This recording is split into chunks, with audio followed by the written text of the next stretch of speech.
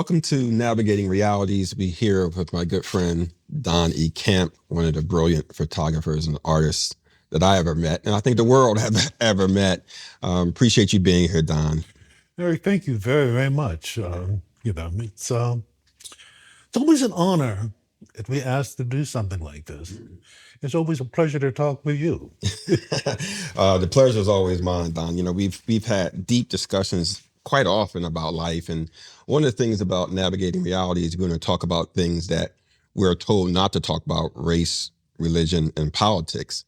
And you and I have had many conversations about this before, and we want to highlight some of the work that you've done, particularly your work in Dust-Shaped Hearts.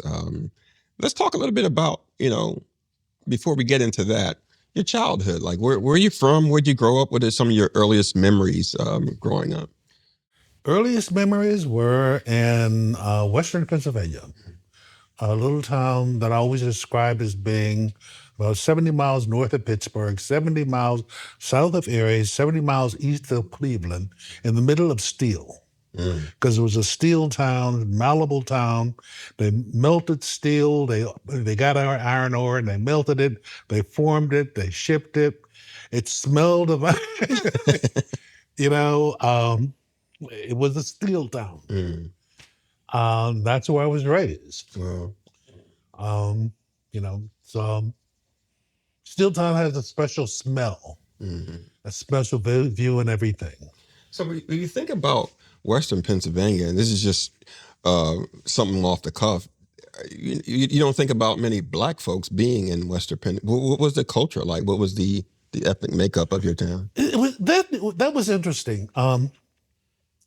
It's a large Black population, but the town that I lived in was really composed of immigrants and migrants. Um, a lot of the Black population came to work on the steel mills in around 1930, 35 or 36, because they had a big strike.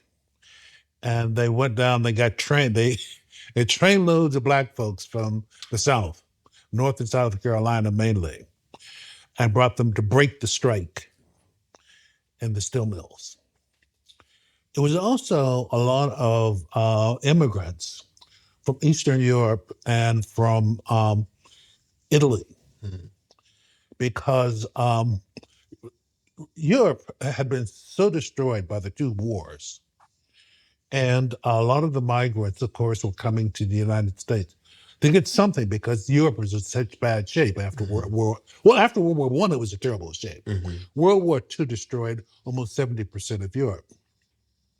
And so, therefore, a lot of migrants came in from Europe, and they came to the steel towns. So it was composed at that time of Black population. It was it was very interesting because it was composed Italians, Yugoslav, German. I remember when I walked to school in the first grade, I would always walk by two ethnic homes, the German home and the, which one was it? The Slovakian home. They were next door to each other. The German home and the Polish home. They were next to each other, but they were separate. All right. And across the street was the Croatian home. Across town was the Italian home. And so all these ethnic groups had their own home. Wow. All right. So that's very interesting when you describe that, because migrants and immigration is a huge hot button issue right now. We've heard this in the past. It's just election just passed. There's a lot of talk about migrants, coming to, crime, eating cats and dogs, something to that effect. What was your experience growing up in what appears or seems to be a very diverse community? Oh, yeah. Yeah. And it's interesting, talk about eating cats and dogs. There were the stories that the European immigrants were eating cats and dogs. It's a common lie. It's meant to debase other people. But yeah, it was. But the thing I was talking about with a friend of mine a few days ago was, in my class, from second grade through sixth grade, I was one of two Black kids in the school. Because we moved to what was called, I guess, the middle of the hill. The hill was composed of The lower part of the hill was people who worked in the factories, and they were mostly black people and poor white people. We were fortunate to be able to move up economically to get in the middle of the hill. And I was one street in so that I could go to this other school. And so I happened to be one of two black kids in the school. And we thought about it when I was talking with someone about this. I realized that one of the things that we were constantly taught at that point was assimilation. We must assimilate. We must assimilate. We must assimilate. And I remember coming back as a kid, and people saying, "Well, black folks can't assimilate." And I was like, "Well, so as a kid, that was very confusing because it might have been on the test. Well, what must we do as Americans?" And I would, of course, probably have written assimilate. Wow. That's that. The word assimilation has a lot of, I guess, it brings a lot of emotions because I think when we think about that, and it's very unique. You talk about your community assimilation. Help me out, Don. Is that's just really stripping you of your culture and not? So those were you talked about all these different ethnic groups in your community. Assimilation is, I guess, what Baldwin would call Europeans becoming white. Is that? Well, exactly. That's what happened. My childhood friends, I learned, one of my childhood friends was Italian, and I learned to cuss in Italian. Okay. That's pretty funny. So, you know, um, so I mean, and many of them, their parents or their grandparents did not speak English. Yeah. Mm. All right. So yes, my friends were the children of Italians, Polish. When I went back to that town, all of those buildings, those ethnic buildings, were falling down, Wow. and all of my friends, or the people I knew at that time, and the children had become white. Mm. That's very interesting. It's just like when I think about these issues and what languages we can speak. I was told, asked the question, if you could speak a second language, what would it be? And I said it would be my native language, but I don't know what that is, right? And so there were a lot of folks in the room who were surprised when I said that, but I realized that not many Americans can speak their ethnic language because we assimilate, right? Exactly. Yeah, it's very, very interesting. We'll come back to that another time. But how has that experience growing up? How did you get started in photography? I mean, you're a world-renowned photographer, and the way you do your, do we call them portraits or are they painted? No. Okay. Yeah. No, they're kind of known as portraits. It is that kind of genre. For me, they're headshots because politically, socially, they are headshots. They're nothing more than that. Um, but that can refer back to my childhood because for some reason, I guess I've always I've always been interested in photography. Um, I was always interested in the photograph from 4, 5, 6 years old. I remember I would take the newspaper. I was always looking through the newspaper for photographs. My father had this beautiful set of encyclopedias of animals, and they were my favorite thing when I was 6 or 7 years old. Just constantly going through there, and I learned a lot of the animals around the world because of that.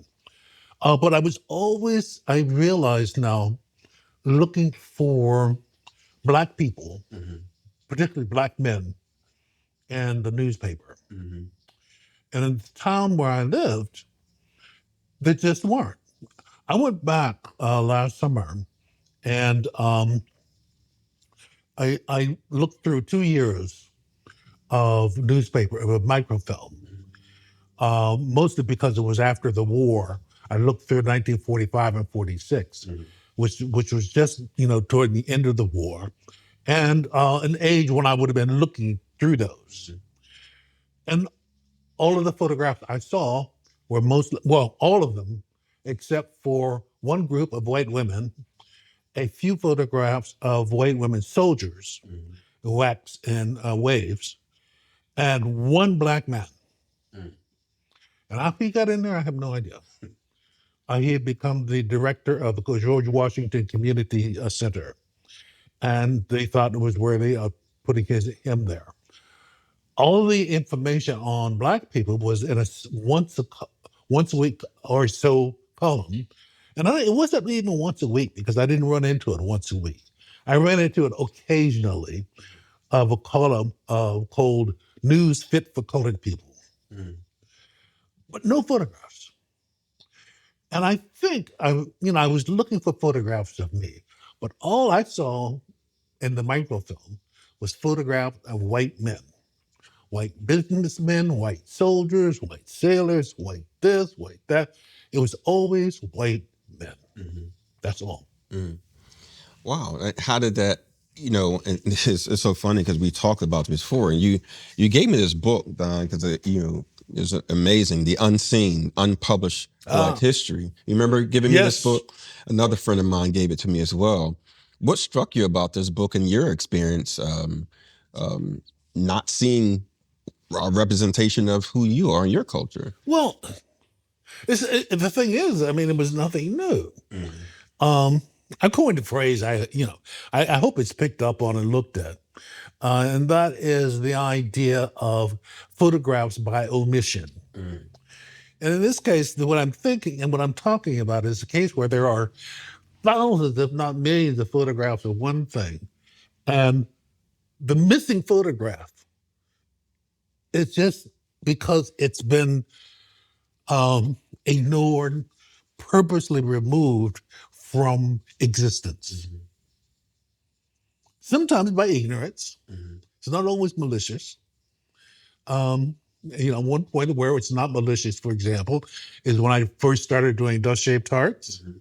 I did my brothers. I didn't do my siblings. And in the book, there's a little section called Sons of My Father. Could have been siblings of my parents. I didn't do my sister. I have a photograph of my sister. I did not do her for that. My bad. Well, what was it about your brothers that you felt compelled to photograph them?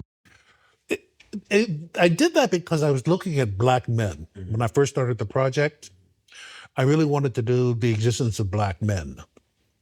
And part of that was because, um, I there was very little positive information about black men. And then also the news, they were talking about the extinction of black men. We were just supposed to go, and they mentioned us as a species. we were just going to vanish in the future. And so this was really kind of the beginning of Dust Shaped Hearts.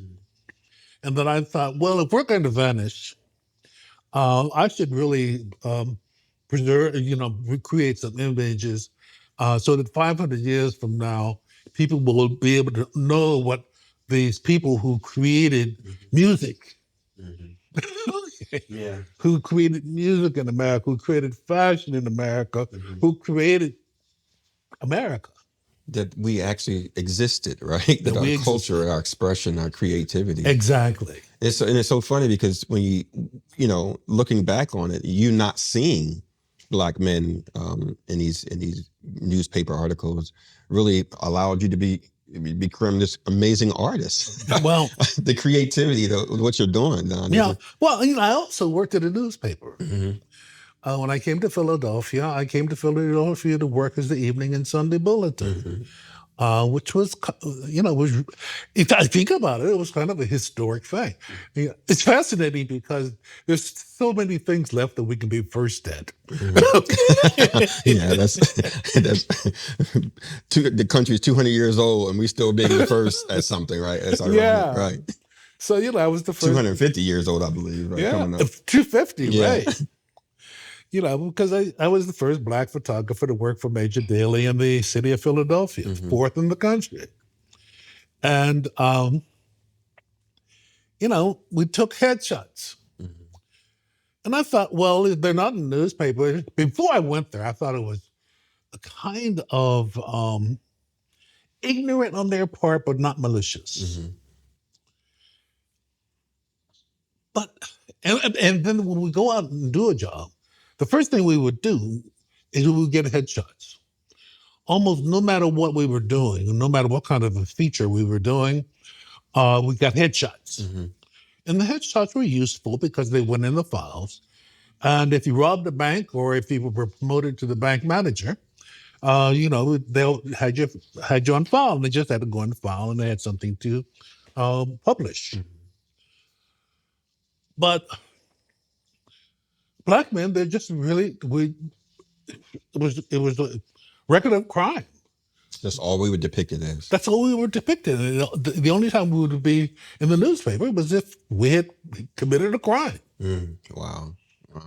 Wow. And I thought I could change that, Mm-hmm. but ignorance on my part. There was no desire to change it. You shared with me when we had this conversation a while back. It was one of the reasons why you left the paper. And they didn't want you to leave, but you left voluntarily. I did. Why? Yeah.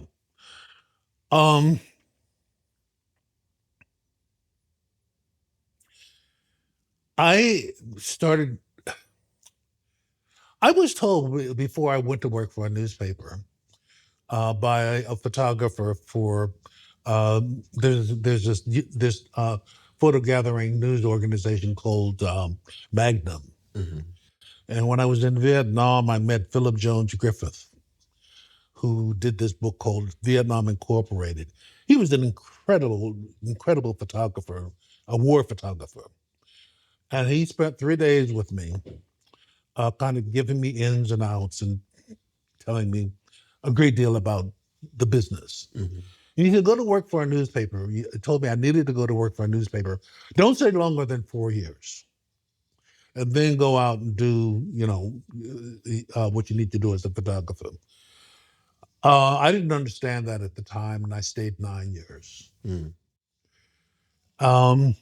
And I think I understood now why he told me that. But after 9 years, I felt like if I spent another day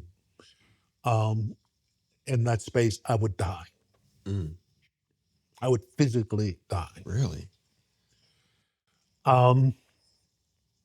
There was no desire because I felt like I was destroying myself every time I went out on a job. It was always this kind of glorification of people who weren't me. Mm. Everybody was important but me. Mm. And I just could not tolerate it anymore. And my older daughter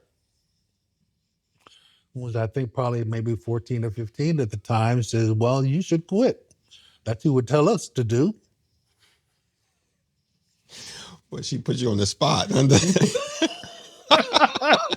Yeah, she put me on the spot. Wow.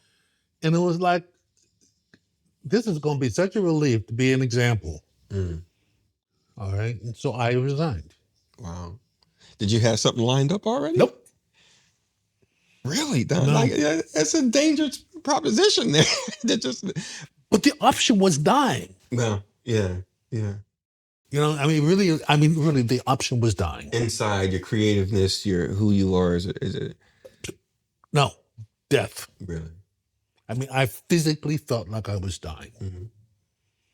And so I started, I came out freelancing, not knowing business. I had no business sense at all. I still don't. But somehow we made it. Wow. That's incredible. And then at 42, I decided that I had to get a degree because I had no college degree. Mm-hmm. And so I became a college freshman at 42 years old. 42? Yes. Wow. That's pretty cool. Because some people feel like they can't go back to school or don't think they are smart enough to go back to school. I went back to school late myself. Did you? Oh, yeah. I went back to school late myself. Yeah. When? I went back, actually, probably, it's funny you mention that. It was in my 40s. Really? Yes. I had originally dropped out, started working, got married early, had kids, and, my wife at the time, we wanted to get her through college, but I went back in my 40s just thinking about that, talking to Okay. you now. Wow. Yeah, and I was preceded by my brother, the one just before me, Mhm. um, who at 40 started med school. Wow. All right. Wow. I mean, he had a couple of degrees. He did not go directly into college. He spent a period of time. He was a musician, Hmm. but he spent a period over time gathering credits. And at 42, Ford offered him a scholarship to go to med school, so he went to med school. Wow. And I thought if he can go at 40, I can definitely go at 42. And you 42, you come through, you're starting your photography work. You Well, no, I actually no, actually I was getting out of photography. I was going to something more solid, like anthropology. one of my favorite subjects, right? The theory of learning. One of my favorite, one of my lifelong dreams is get to Egypt. I mean, then you learn about anthropology and how Oh the yeah, grave robbers, like yeah, how exactly. it's still history from Africa and from Egypt. Yeah, But yeah, that's interesting. Tell me but about. Go ahead. I'm sorry. yeah, but anyway, that was it. So I went, took a year of anthropology, and found out that I'm not anthropology material, and so I decided, well, I'm an artist. That's what I am. So I Yeah. went to art school. Every time I talk to you, we sit in one on one. You bring out in me and remind me that we all are artists in some Oh way. yeah, Talk to me about that because it's this creative spirit that's inside of. yeah. To people deny being artists, but to me, being an artist is there. There are two things that we do as human beings. We art and we science. Hmm. We know and we do. Mm-hmm. Okay, and we use science to do art, and we do art to do science. That's what we are as human beings. That's what we do. That's the creative process. Mm-hmm. Now we have different levels of it. Some people can, cook an egg. Another folks can do, you know, bourguignon. Okay. Wow. you I, know, I always come away talking with you, really realizing and sparking the creativity in me. And when we talk about art, you spend time in two places a lot, America and France. Who like does do the French appreciate art differently oh than yeah, America? Tell me about yeah, that. yeah. It's interesting because art literature is very, very much in the lives of the French, Mhm. and I was probably Europeans. Um, and I don't know why it's not so much in the heart in the lives of Americans, other than possibly um, we want to deny. There's a denial of the cultures that they came from, Mhm. um, and also a denial of wanting to learn someone else's culture in America. See, this is the thing about America is there's so many there's so many entry points. Mhm. I mean, you can enter it from a black point of view. You used to be able to enter it from Polish, Italian, and all these other Mhm. sources, English, and we had to study each other. Mhm. But there was a denial. I'm not going to study that, and I had that. I wasn't going to study Shakespeare. Like why is this black kid going to study Shakespeare? And one day I realized it's just interesting once we see it. Once we see in a sense someone else of our culture doing it. I remember I cannot think of the actor's name, but he did Macbeth at the Annenberg Theater in Philadelphia, Mhm. and all of a sudden it hit me that yeah, we could be Macbeth. Yeah. I mean, why not? It's theater. It's a story. Mhm. It's a human story. But I think a great deal of America, we don't see the commonality of our human story. Mhm. Whereas in Europe, it's kind of short. You have little villages, Mm-hmm. and they learn their story. Mm. And so, when I was living in France in the military, I um, rented a house with a friend in this little village. And one of my good friends, the guy who introduced me to my wife, Mm-hmm. um, he raised pigs, and I would go over in the evening or during his break in the afternoon for coffee, or he'd come to my house and we'd have coffee and whatever. And we discussed, painters. We discussed, Van Mm. Gogh, and we discussed Nietzsche and meanings of this and meanings of that. And because it was a part of his life, that's what they're learning simply about their culture. That's so fascinating, Don, because when I'm thinking about like, because you go to both places and you see and you hearing and you understand that Europeans actually know their history, Yeah. right? But Americans don't. We deny our Yep. history. We don't. Not only don't we don't know it, we deny it. We deny We it. squash it. Yeah. Is it? Why do you think that is? Why? Why? Uh,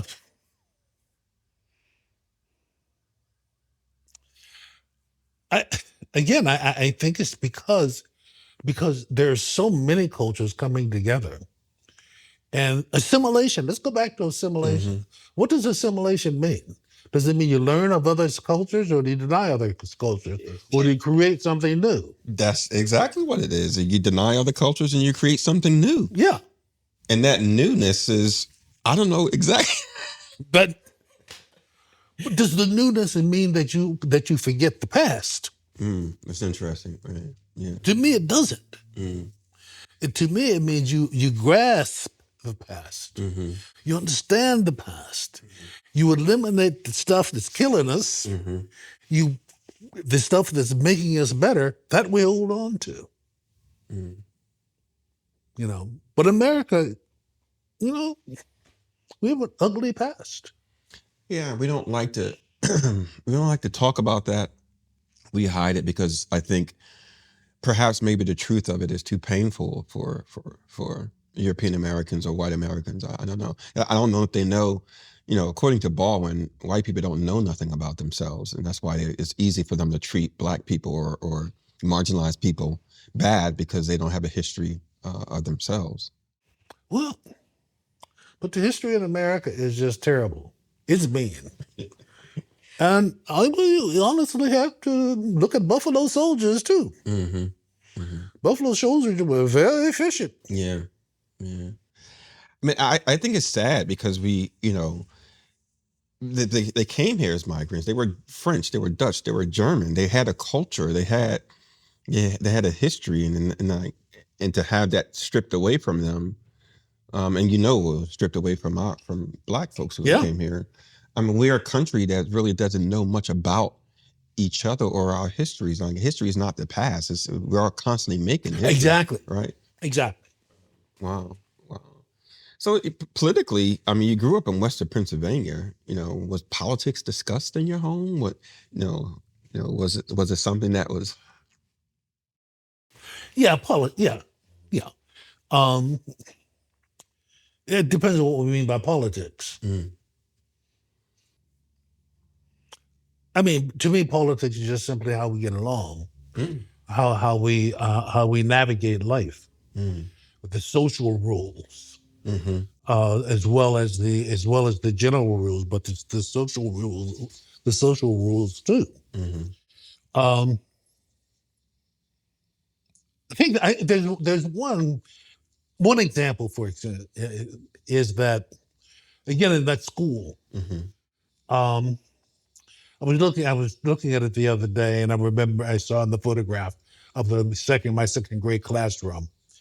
This photograph in the front row is a little girl, and I remember her name. She was Nancy Berger, and she was a little Jewish girl, and she suffered being a little Jewish girl who was not very pretty, who didn't have really nice clothes like some of the other girls. Um, and she was really picked on, mm, and um, I'm proud of little Donnie. I didn't pick on her. Mm, I kind of like stood off. I watched, but I hurt for her.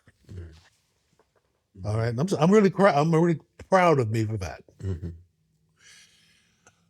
One of the other kids, and I remember his name too, which I'm not going to say. He called me the N word, mm-hmm, and I beat him up. mm, And I came home proud that I beat him up.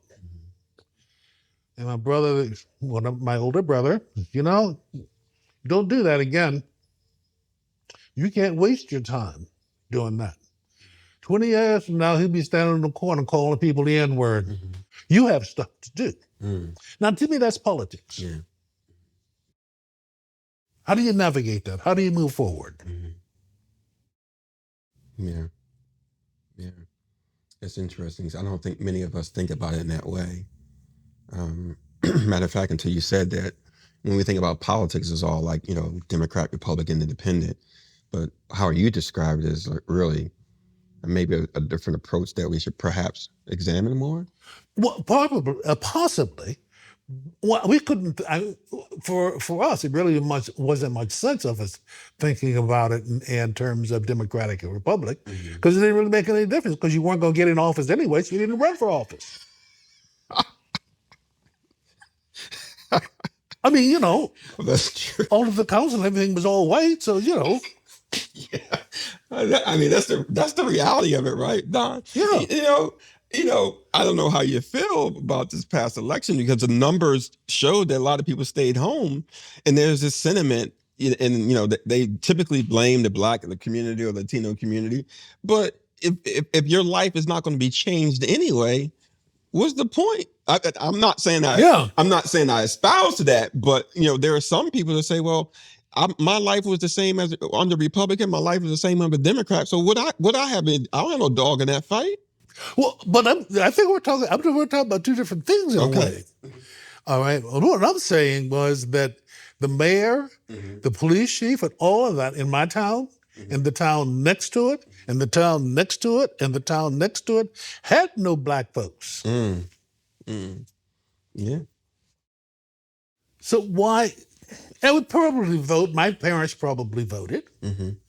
but they voted for the best white person or the most sympathetic, empathetic white person. Mm. But has that changed much? I mean, you think about America, right? I mean, there are still towns where you go to. Oh yeah. So I don't know. I don't know if we're saying anything different. I think your experience is that experience, but for a person who's live in the urban neighborhood, it doesn't matter to them. It doesn't matter if the person who's a politician, Black or white, if their life is the same. And they're like, well, what difference? I have no dog in that fight. That's true. You know, That's true. Yeah. I mean, think about it. I don't know. Yeah. I don't have an explanation or a solution to that right now because we're still trying to recover from, whether you're happy with the results or not. But for some people, their position is my life is going to be no different than whoever gets elected. Yeah. So what's the point? Exactly. Understood. So Understood. from a political perspective, as you describe it, how we deal with each other socially, I think that's a more healthier way to approach it. So now we can have a discussion about like, interacting with each other. Exactly. Exactly. Yeah, no, that's where the discussion has to happen. But from every level of our relationship between each other, to me, it's political. How, why is it so difficult for us here in the West to get to that place?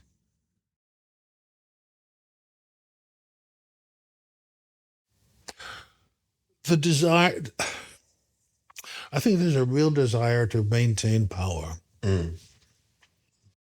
by a part of America, or to increase that power Mm. by a part of America. I do really think it's a power game, Mm. and that there is a fear that if I get something, if I as a Black person get anything, it has taken away from someone else's plate, Mm-hmm. Mm. which to me is just stupid. True. All right. But it's a very popular way of folks think, and that's how people think here Yeah. in the West. Yeah. Because because you've traveled abroad so much, Don, you see different views and perspective. And one of the things you said to me when we were talking about this election is America ready for a female president? And you said we were talking about this. You said Europeans think differently about that because they come from a monarchy. Yeah. Explain it. Talk me a little about that. Yeah. The whole we are not that far removed globally from that kind of system Mm-hmm. where you were ruled by a family Mm-hmm. in the lineage of the family or by a conqueror. Mm-hmm. So America is really rare in that. Mm-hmm. It's not the well, in a sense, it is the conqueror. Every time I spent a lot of time thinking about that, but then I thought about the whole idea, and I realized I left my grandparents out on my father's side, so I can't do that. Um, I don't know. I'm, I just feel that there's a difference. I don't know enough about the history. I know a little bit about Europe. Um, and it's a theory, and I've talked about my wife with it, and she doesn't really quite agree with me. Mm-hmm. And she's French, Mm-hmm. and so she was raised with that. Um, so I'm not sure if I'm right on that or not. Mm.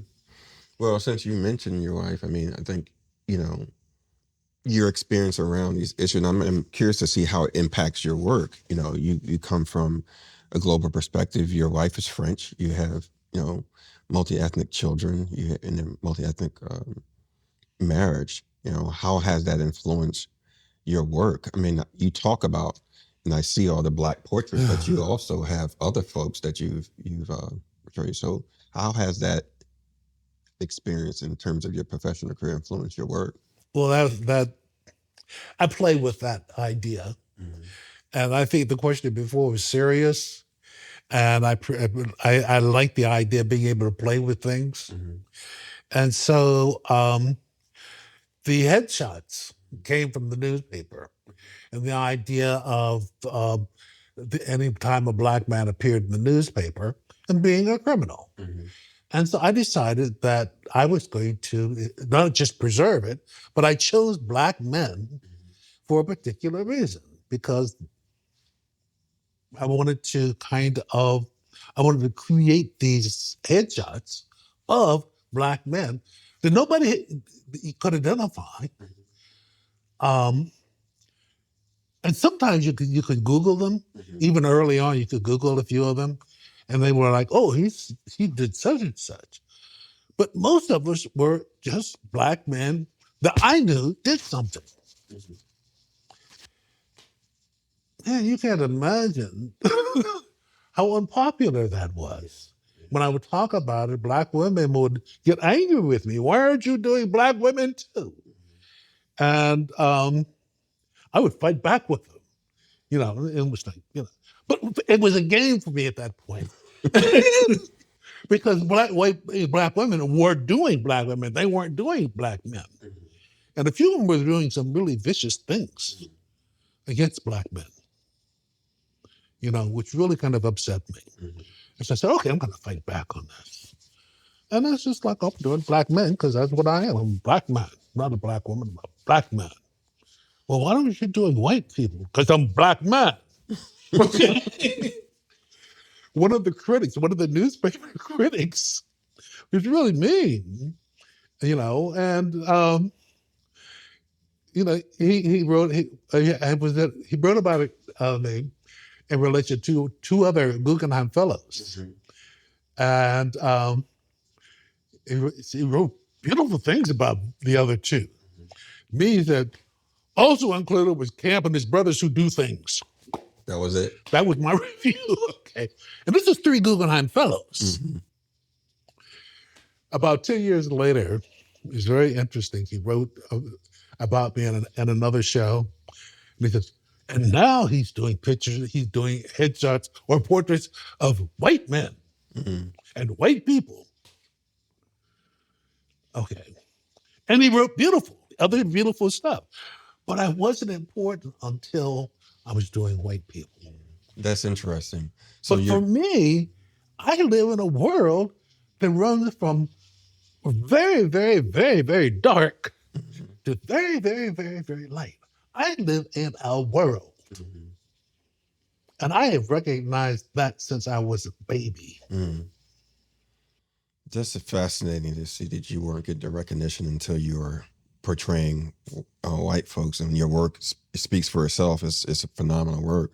I remember we were talking one time about your work around the Emmett Till. Uh, Talk to me a little about that. Emmett Till was 1 year younger than me when he was killed. I was 15, he was 14. I worked at my father's barber shop, and at that time I was learning to cut hair, and sweeping up the hair from all the other chairs, and going in on the weekends and mopping the shop. And I was shining shoes, and my father was teaching me how to manage the cash and sell the newspapers. He was teaching me the business, and I really practically ran the shop, and he just made sure I ran it correctly. So the Jet magazine came out, and in there was the photograph of Emmett Till. And in the barber shop that weekend, and probably a few more weekends, but that particular weekend, I heard the stories from veterans and other folks who were just fed up. The arguments were the boy should have known better. And this came from people who had moved away from that area. Another said, enough is enough. I used to ask, particularly black men, when I would photograph them for anything, what did you do when you heard about Emmett Till? If they were old enough to know. And they all told me some variation of what they did. I had the honor of photographing Muhammad Ali. Wow. And that was my question to him. What did you do? He said, we got a group of kids together. We just went out and broke car windows. He was a fighter. I went to sleep. Fight or flight. I went from a straight A student to F, failing. Wow. I just gave up. That has such a profound impact. Yeah. And for decades, I would always, I think he was almost forgotten. So, the revival, the new information coming out about Emmett Till, to me is really important because it had gotten to a point where I would ask people, what did you do with Emmett Till? And they would say, who? So you felt compelled to do. I felt compelled to do whatever I could. And your work got some pretty remarkable acclaims, right? Yeah. It's now in the collection of the Delaware Art Museum, the piece that I did on that. And it's really a very interesting concept because it's on a mirror. It's the image of Emmett Till and a kind of really crinkly, destroyed flag, and it's called Emmett Till America. And between Emmett Till and the flag is actually a line of two of the men who killed him. Wow. But when you look in the mirror, it comes from a phrase, a Baha'i prayer. It says, thus their superstitions have become barriers between themselves and their own hearts. And so it's this image between self and the reflected self. Yeah. It's an amazing piece. It was extraordinary. You mentioned the Baha'i faith. Your background, your faith, is that something that helped shape you as well? Yeah. As a Baha'i, being a Baha'i is one of those things that there are things that I guess, like I felt the newspaper was going to be the end of my life. Mm-hmm. I think there are also things that save your life. Mm-hmm. Um, in fact, I know there are. Mm-hmm. Some it's a lot, Mm-hmm. and some it's little things. Finding Marie was a little thing, Mm-hmm. but very important. Mm-hmm. Very important for me. Finding the Baha'i faith was very important. Mm-hmm. Um, the good things and the bad things Mm-hmm. that have happened in it Mm-hmm. have changed and made major changes Mm-hmm. in my life. Yeah. I was fascinated when I found out you were Baha'i because I don't typically think of the Baha'i faith being a faith of black folks. Oh, We're yeah, Muslims, we're Christians, and a mixture of other things. But one of the fascinating things about the Baha'i faith is it's always this sense of hope. And I actually just like, why do you guys come from this perspective? Like you think the perspective of things are going to work out, regardless how bad things seem, where, quite frankly, it's very different from, Christianity, which, really Christianity is stooped in guilt and fear. yeah, And so let me be clear. There's a difference between the teachings of Jesus and, yes. and Thank you. Christianity.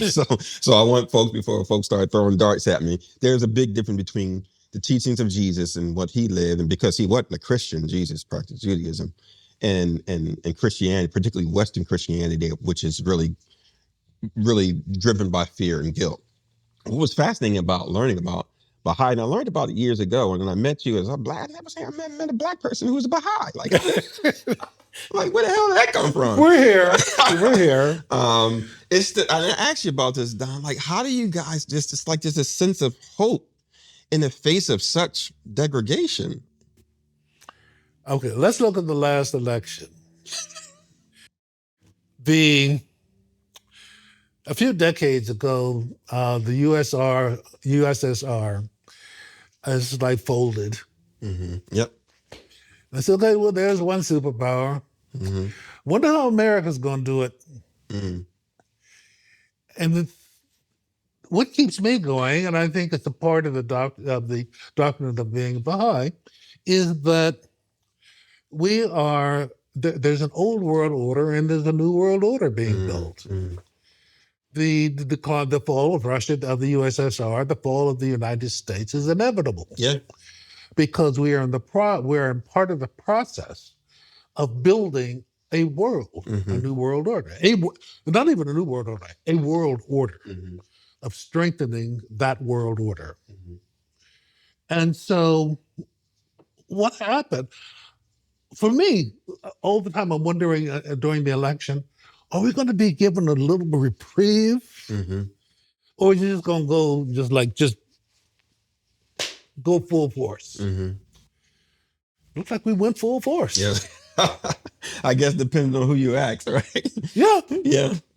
Yeah. I mean, the people who were in marching saying Jews will not replace us. Mm-hmm. All the other stuff, all of that is now a part of our lives. It is. That's true.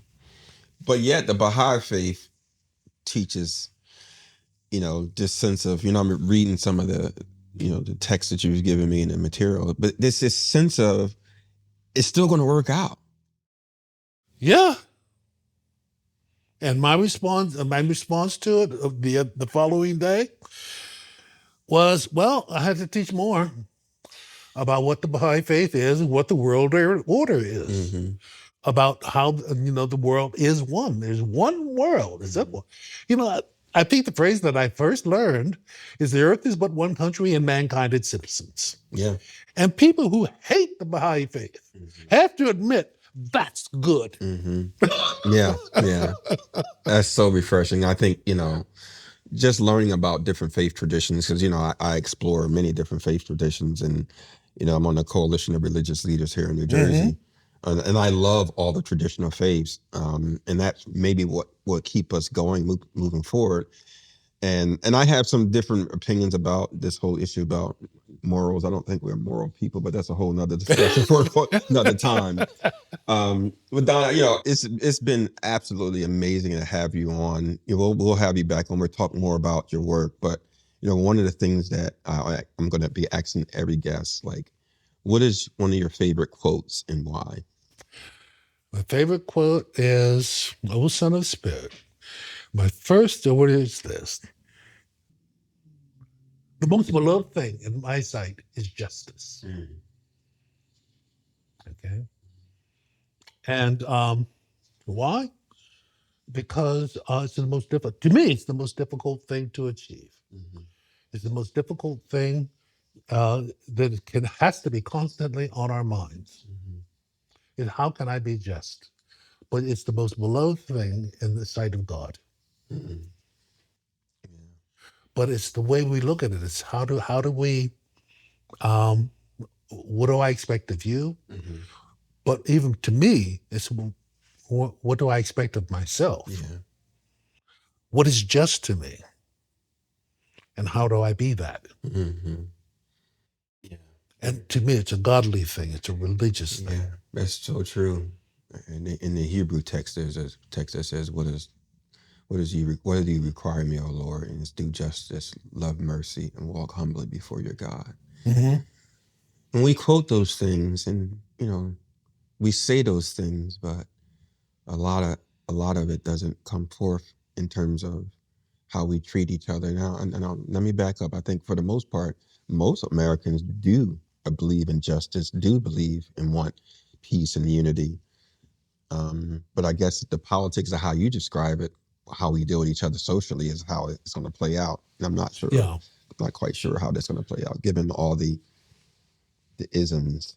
Well, there's this thing about abundance, and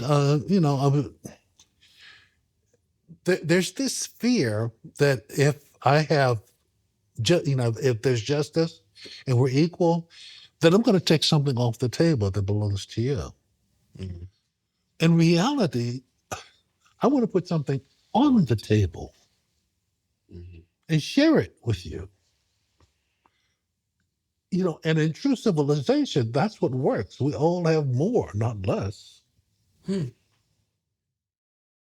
it always seems to be a threat to those who are the elites, who think that they had to give up something in order to make sure other folks are thriving instead of just surviving. Yeah. Yeah, but I think in that point, they're counting wrong. Yeah. They're counting the wrong thing. I mean, Yeah. Well, Don, this has been amazing. As always, I'm always learning something from you, my friend. Appreciate you.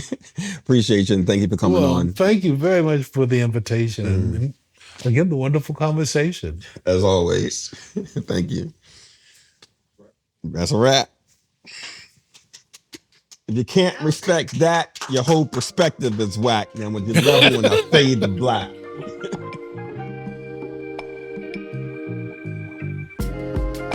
Thank you for listening. I'm Reverend Eric Dobson, and this was Navigating Realities, where dialogues meets understanding. Follow and subscribe to us on our YouTube channel, and tune in on all streaming platforms. See you next time.